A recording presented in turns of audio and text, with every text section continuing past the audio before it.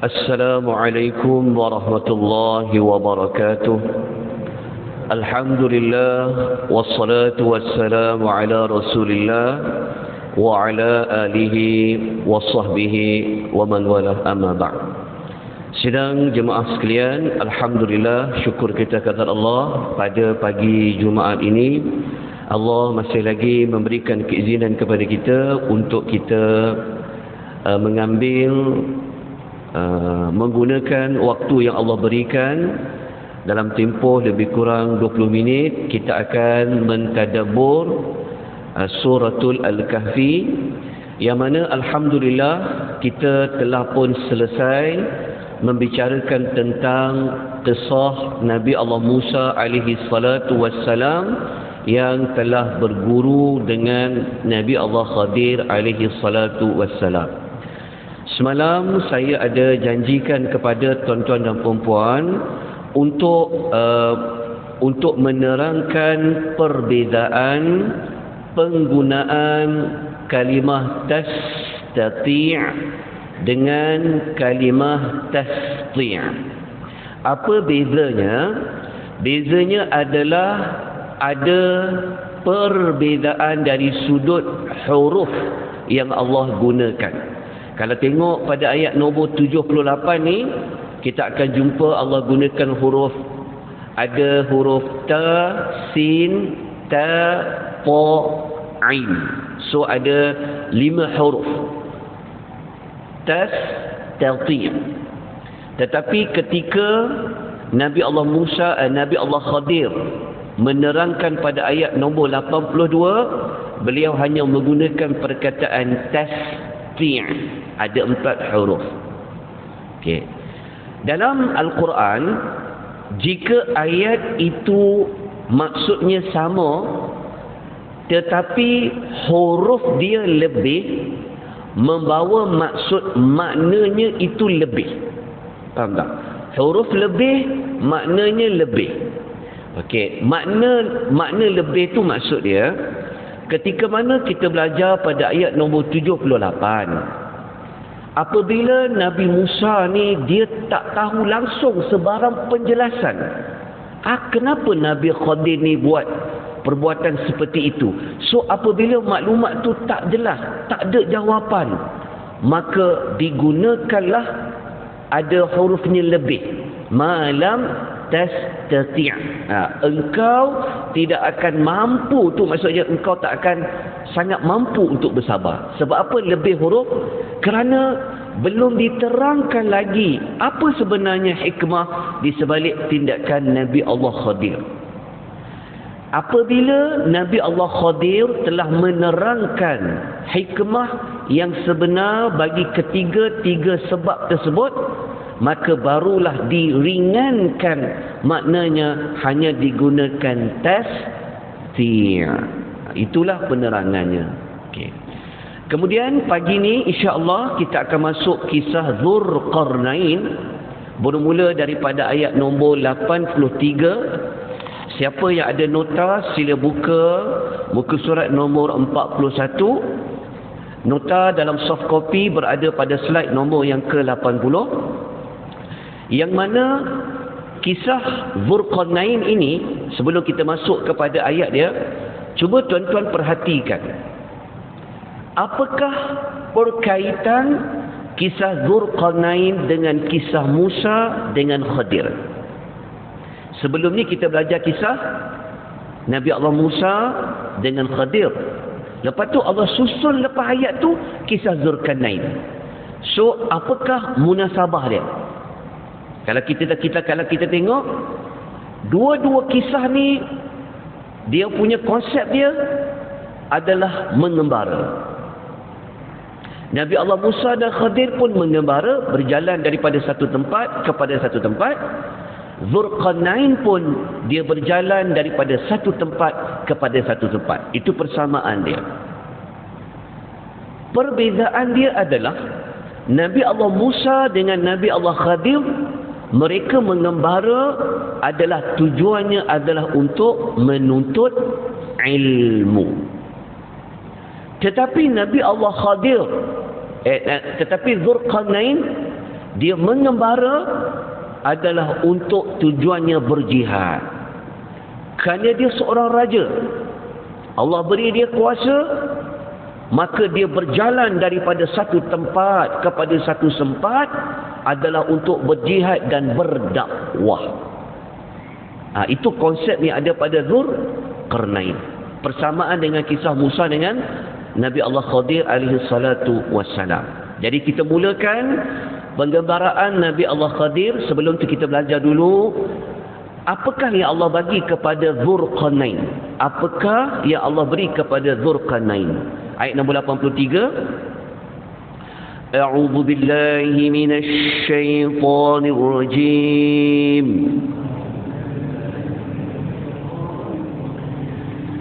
وَيَسْأَلُونَكَ عَنْ ذِي الْقَرْنَيْنِ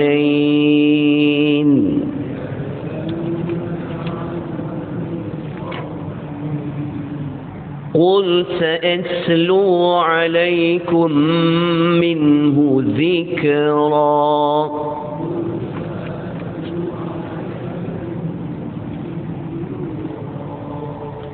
Ayat 83 dimulakan dengan Allah memberitahu mereka bertanya kepada engkau wahai Muhammad tentang Dzulqarnain. Mereka itu merujuk kepada siapa? Sebelum ini kita telah menyatakan bahawasanya ada beberapa orang Arab musyrikin, mereka nak testing Muhammad ni dia betul ke seorang Nabi. Jadi macam mana mereka nak tahu Nabi Muhammad ni seorang Nabi ke bukan? Maka mereka cuba bertanya kepada orang-orang Yahudi Madinah. Macam mana kami nak tahu kalau Muhammad ini dia seorang Rasul? Maka orang Yahudi di Madinah, kerana mereka pernah dapat kitab, mereka kata, cuba tanya kepada Muhammad itu 3 soalan. Soalan yang pertama adalah kisah pemuda-pemuda yang melarikan diri ke dalam gua. Nabi dah jawab dah. Kita dah belajar sebelum ni. Lepas tu tanyakan kepada dia soalan nombor 2. Lelaki yang pernah pusing satu dunia, iaitu Dzulqarnain. Dan soalan yang ketiga, tanya kepada dia tentang ruh. Maka apabila mereka yas'alunaka, mereka selalu tanya. Kenapa saya kata selalu tanya? Kerana wa yas'alunaka menggunakan kata kerja sekarang. Dia panggil present tense.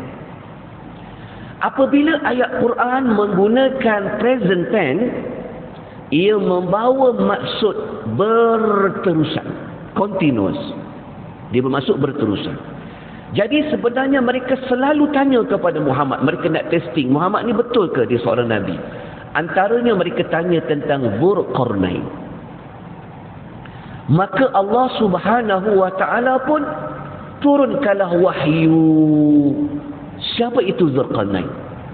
Tetapi Allah cuma bagi tahu tentang Dzulqarnain ni sebahagian sahaja cerita Dzulqarnain kepada Nabi SAW. Macam mana kita tahu dia sebahagian? Kerana ada perkataan minhu. Perkataan minhu merujuk kepada sebahagian. Ini bermakna dalam surah Al-Kahfi ni, kisah Dzulqarnain tu Allah beritahu sikit je kepada kita.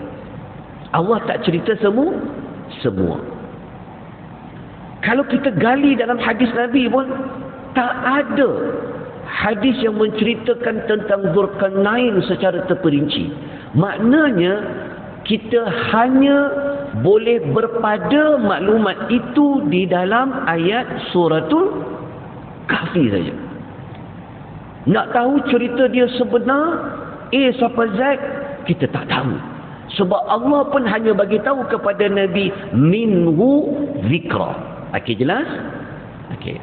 Kemudian kita lihat siapa itu Dzulqarnain. Okey, sebelum kita bincangkan sedikit ringkas, Kita pergi dulu ayat nombor 84. Allah ada bagi tahu Zulkarnain ni siapa. Kita baca ayat nombor 84. A'udzu billahi minasy syaithanir rajim. Inna makkanna lahu fil ardh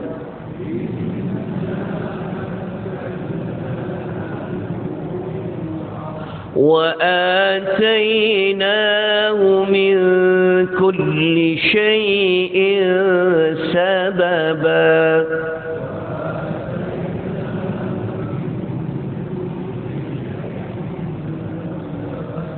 Okay.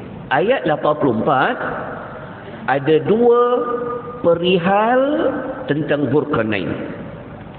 Perihal yang pertama, Allah mengatakan inna makanna lahu fil ardi, sesungguhnya kami telah memberikan kepadanya kekuasaan memerintah di bumi. Perkataan makanna merujuk kepada kekuasaan. Dia itu raja, dia ada kuasa ketenteraan. Jadi makanna fil ardi ni maknanya Allah telah memberikan kepada Zulkarnain ini kuasa, bukan satu tempat tetapi satu bumi. Yang kedua, Allah kata dan kami beri kepada Zulkarnain itu jalan yang diperlukan. Okey, jumpa tak perkataan sababa? Okey. Sababa ni maksud dia apa sahaja yang Zulkarnain perlukan.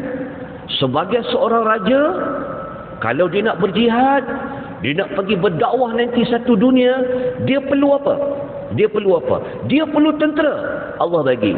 Dia perlukan pengangkutan yang nak berjalan dengan jauh, Allah bagi.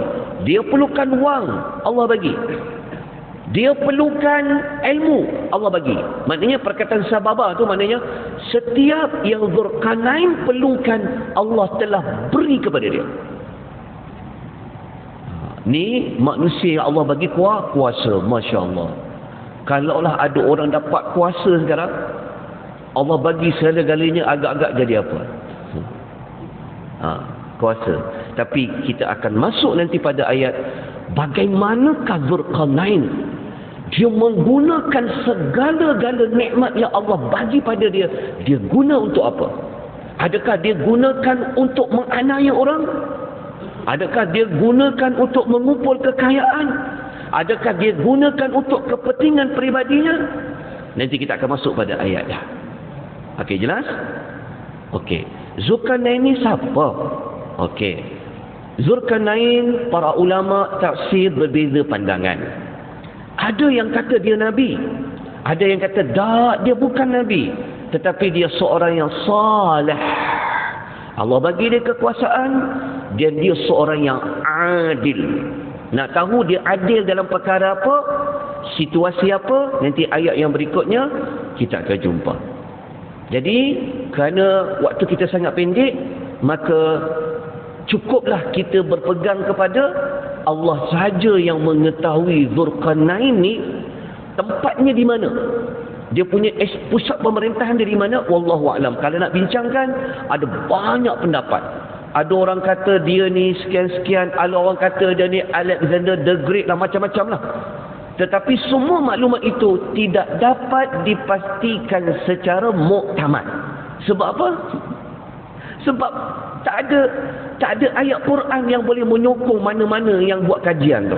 Tapi kita mudahkan ceritanya, kita fokus kepada isi penting dia lah. Siapa dia?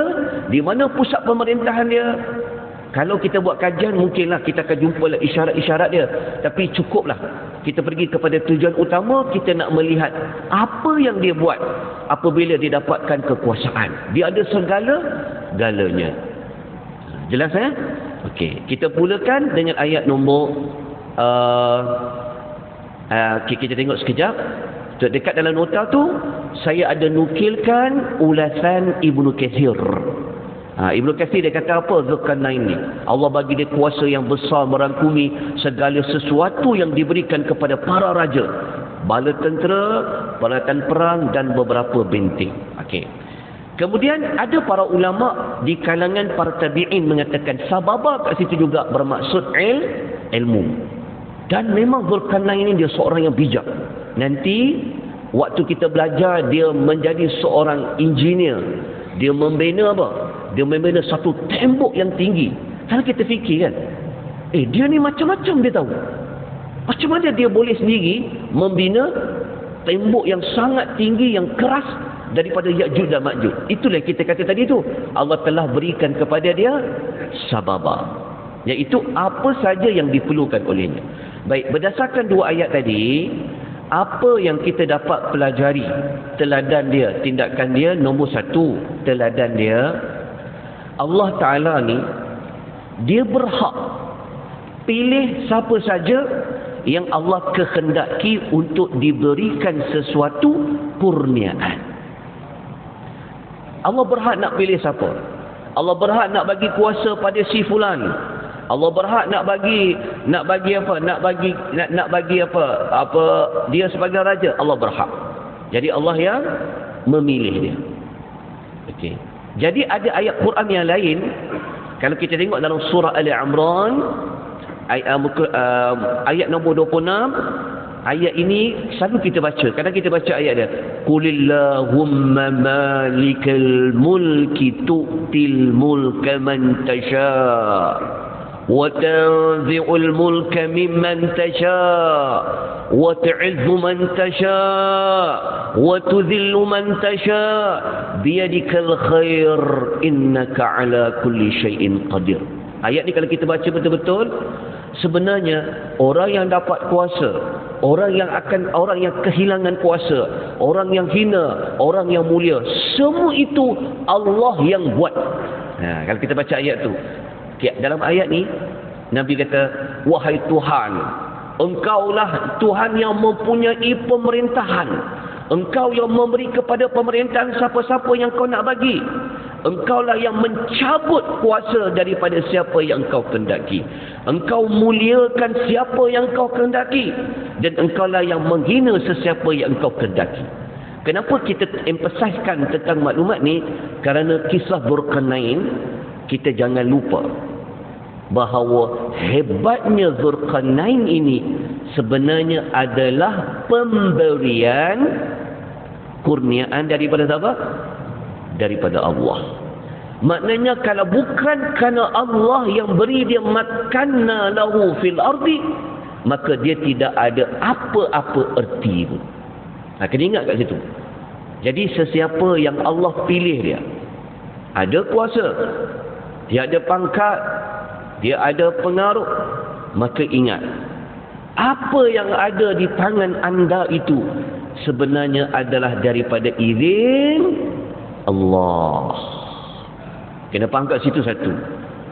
Okey, bukan kerana kita hebat, bukan kerana kita pandai bercakap, bukan kerana kita dikenali, tidak, tetapi ia adalah Allah memberikan peluang kepada dia dari dia mempunyai kuasa.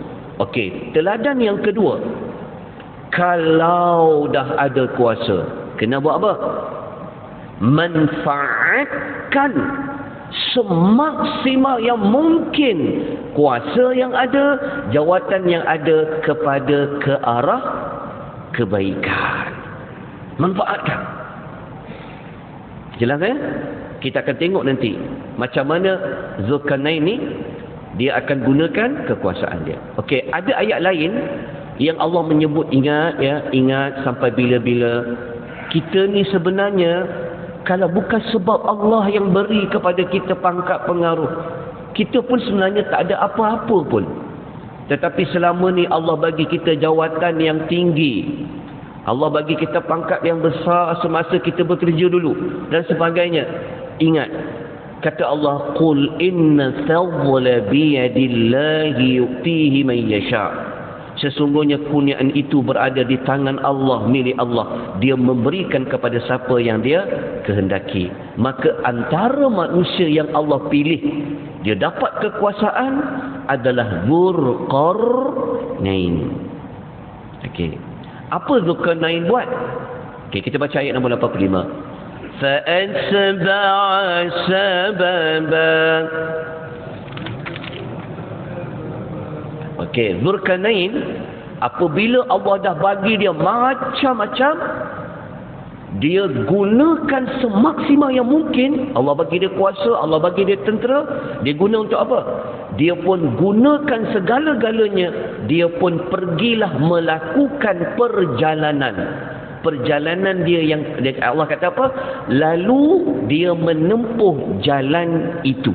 Faham tak? Menempuh jalan tu maksudnya Dzulkarnain dia utilize, dia betul-betul manfaatkan. Allah bagi dia sababa, maka dia gunakan sababa tu.